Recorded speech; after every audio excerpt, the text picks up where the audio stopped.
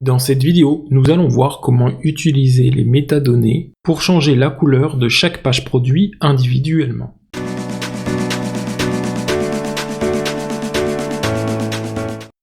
Tout d'abord, nous allons créer la métadonnée. Donc pour ça, nous allons ici dans Paramètres, en bas à gauche.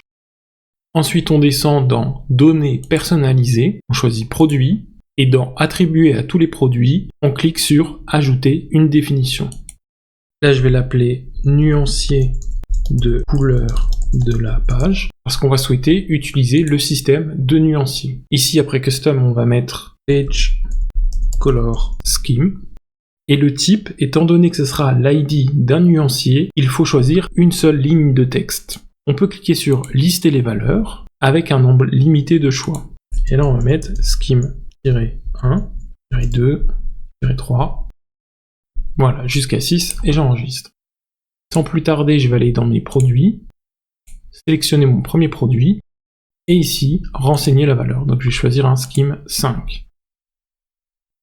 Et là, on va aller en début de fichier de main product pour ajouter ici une balise liquide. Et on va faire 3 assign qui vont nous permettre de raccourcir la longueur des variables que nous utilisons. Donc on déclarera une variable useMetaFieldColor qui sera un booléen qui nous permettra de savoir si on utilise la couleur des metafields ou non. Vous pouvez vous en passer si vous préférez une politique dans laquelle on va dire je vais regarder si je trouve une couleur dans mes métadonnées et sinon je vais prendre la valeur de la color scheme par défaut. Ici, j'ai préféré implémenter un choix avec une checkbox. Et donc je rajoute une condition dans laquelle on va dire si j'ai choisi d'utiliser mes métadonnées comme valeur de couleur et que l'objet product metafield a un champ qui porte le nom de mon namespace. En général, ça va être custom. Et que ce champ a lui-même un sous-champ qui porte le nom de ma clé. Dans ce cas-là, je vais faire un assign de color scheme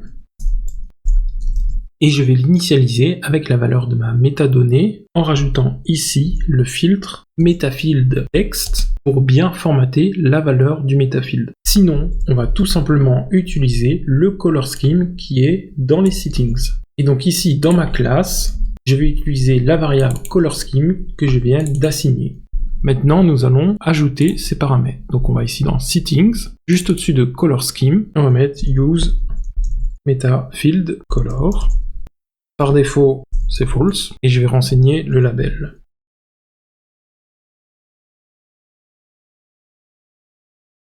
Je vais l'appeler Utiliser la couleur des métadonnées, tout simplement.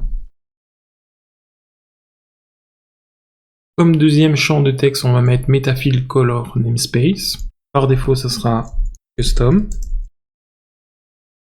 Et Metafield Color Key. Et là, je peux utiliser la valeur que j'ai créée tout à l'heure comme valeur par défaut, qui est Page Color Scheme.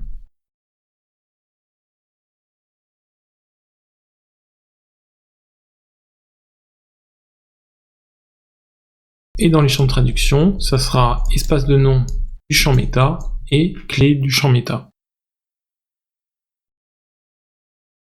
Une fois qu'on a déployé, lorsqu'on va dans le Shopify Theme Editor, lorsqu'on va cliquer sur Utiliser la couleur des métadonnées, on va bien avoir notre couleur. D'ailleurs, si on veut changer la couleur du produit, on peut ici aller dans le champ méta et mettre par exemple Scheme 2 et enregistrer. Lorsqu'ici, ça va se rafraîchir, on va bien voir notre gris ici. Si je change la couleur de mon deuxième produit,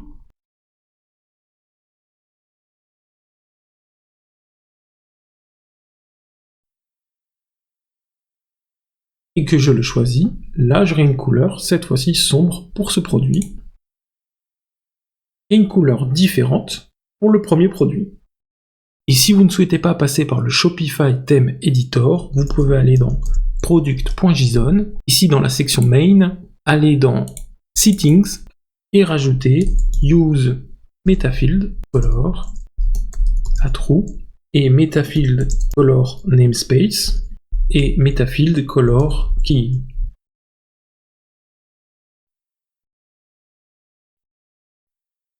Et l'on retrouve bien nos nouvelles couleurs sur nos produits. Voilà, en espérant que cette vidéo vous aura plu, à savoir qu'en dehors de la couleur, Les métadonnées vont nous permettre de personnaliser chaque page produit de façon différente et ainsi avoir une meilleure expérience utilisateur. N'hésitez pas à vous abonner et je vous dis à la prochaine dans une future vidéo.